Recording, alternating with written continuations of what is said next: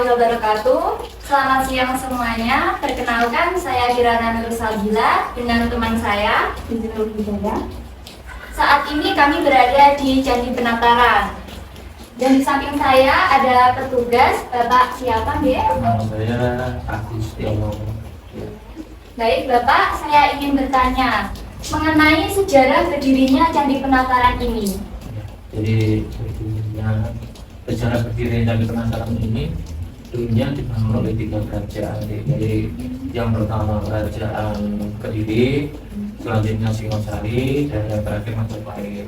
Candi Penataran ini fungsinya dulu sebagai tempat untuk pemujaan bagi dewa gunung atau dewa Majapahit, yang juga dewa Siwanana.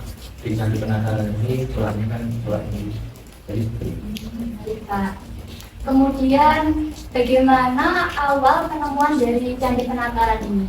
Jadi awal penemuan Candi Penataran ini dulu ditemukan oleh orang Inggris, yaitu namanya Thomas Campbell.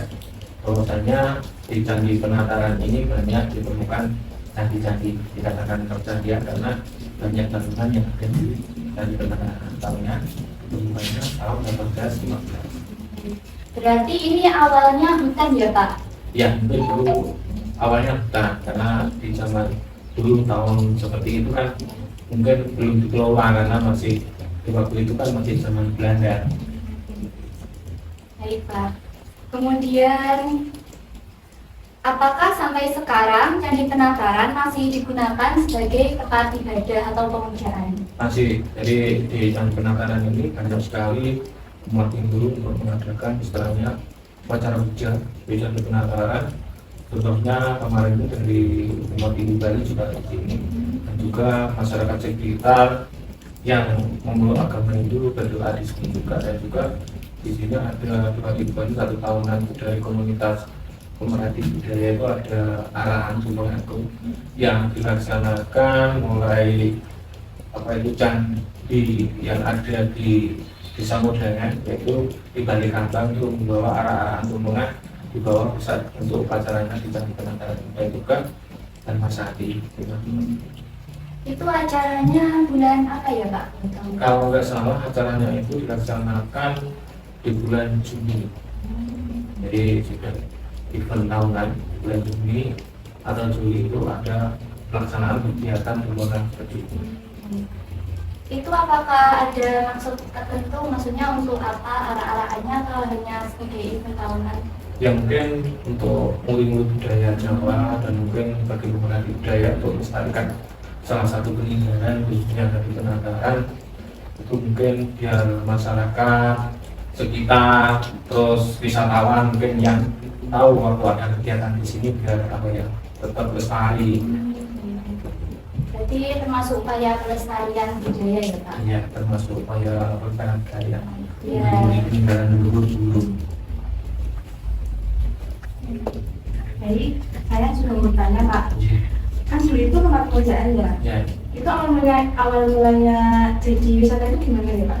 Kalau awal mula dari wisata itu karena Candi Penataran itu adalah salah satu peninggalan budaya yang dilindungi undang-undang. Jadi karena cagar budaya itu dilindungi undang-undang sebagai tempat pembelajaran bagi anak sekolah, sampai semua mahasiswa, dan juga para istilahnya pengembangan untuk wisata, untuk mengenal budaya peninggalan sejarah yang ada di Indonesia. Itu mungkin diadakannya selain untuk tempat upacara, yaitu sebagai tempat wisata.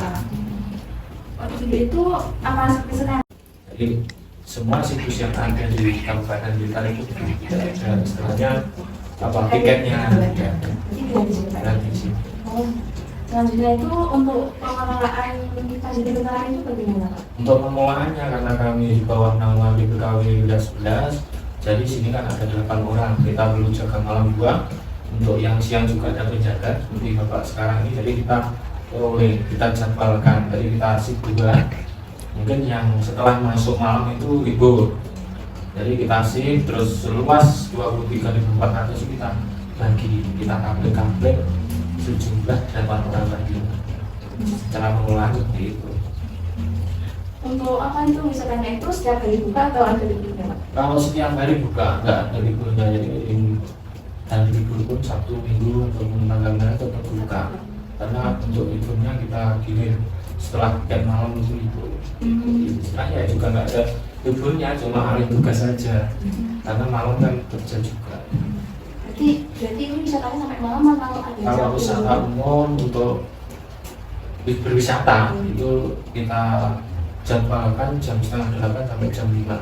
Tapi kalau malam buka itu mungkin yang ada di luar kita karena di bekerja apa yang sebagai juru pelihara di Candi Penataran khususnya kan ada yang ibadah. Jadi kita menghormati yang mau mengadakan istilahnya sembahyang ibadah di Candi Penataran. Jadi untuk malam hari kita jaga, kita dampingi, tapi tidak boleh banyak. Kalau banyak harus izin dulu karena malam hari. Tapi kalau 1-2 orang itu kita dampingi untuk pengawasan, istilahnya orang beribadah di sini kita juga menghormati. Tapi kalau misalkan karena di sini sebagai tempat ibadah juga, kalau kita batasi kan tidak enak. Jadi kita layani sebagaimana kita melayani tamu seperti siang. Jadi kita mengisi tamu, mempersilahkan untuk beribadah. Kalau siang ada juga yang ibadah, juga yang berwisata. Terus apa itu? Apakah ada upaya untuk menarik pengunjung lagi? Kalau upaya itu mungkin kita selaku petugas yang di sini itu biar wisatawan atau pengunjung itu menarik, dan salah satunya kita terapkan senyum sapa, sopan santun ya. Terus pertama, itu kedua kita mempersiapkan kebersihan. Jadi biar masyarakat atau pengunjung tertarik itu kan kita layani dengan sopan santun tadi, senyum sapa. Terus akhirnya wisatawan itu kan banyak yang istilahnya betah atau kerasa di sini kalau dengan adanya mungkin tamannya bagus, mungkin apa itu bisa nyaman untuk istilahnya berwisata di sini. Seperti itu yang bisa kami istilahnya gerakan, upayakan biar pengunjung yang di sini itu betah ya, dan nyaman. Dan juga misalkan butuh informasi dari kalangan apapun, mungkin pejabat, mungkin anak-anak sekolah atau wisatawan lokal atau mancanegara, itu kita layani dengan sopan santun. Itu yang kita gerakan sebagai petugas yang ada di Candi Penataran. Tapi kalau untuk pengembangan, untuk sektor apa ya, lewat taman atau apa, kita ada kebijakan dari pimpinan untuk konservasi, untuk mengembangkan sektor tamannya diperlebar atau apa, itu kebijakan dari pimpinan. Cuma kebijakan kami selama tugas yang kedua itu bisa istilahnya apa ya, membantu atau melayani pengunjung dengan taman sopan santun dengan dibutuhkan kebersihan yang ada di situ yang diantarkan seperti itu. Kalau batu Untuk bangunannya sendiri ini terbuat dari batuan apa ya Pak? Kalau bangunannya ini pertama terbuat dari bata merah, terus yang kedua itu batu andesit atau batu kali.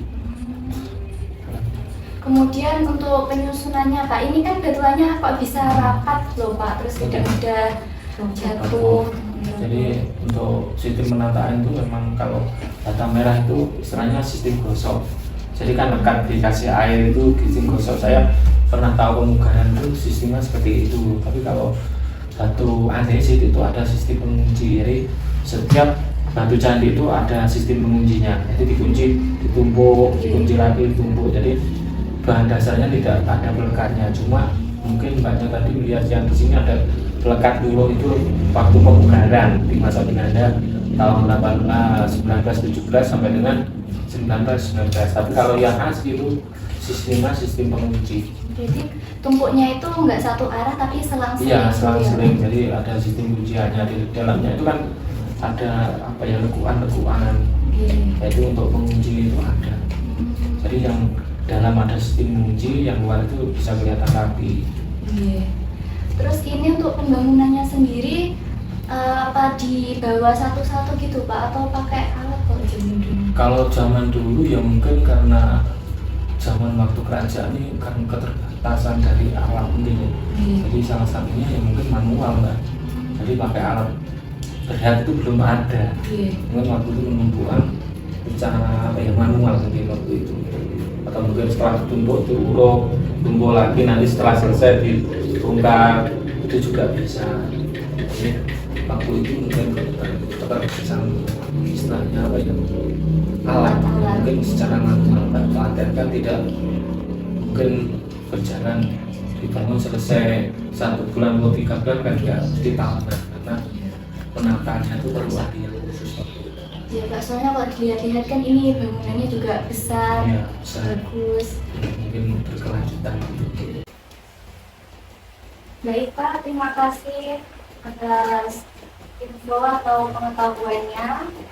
Baik teman-teman, sekian wawancara dari kami. Ada kurang lebihnya kami mohon maaf. Wassalamualaikum warahmatullahi wabarakatuh.